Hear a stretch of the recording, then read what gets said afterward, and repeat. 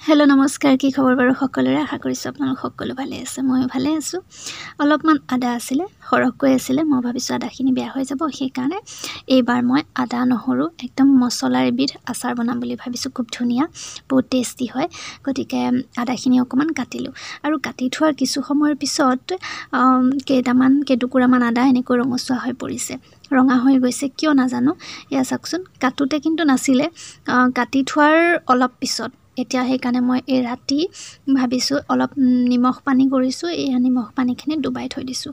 আৰু হয়তো আজিকালি চব বস্তুতে সাৰ দিয়ে, মেডিচিন দিয়ে, সেইকাৰণেও হ'ব পাৰে।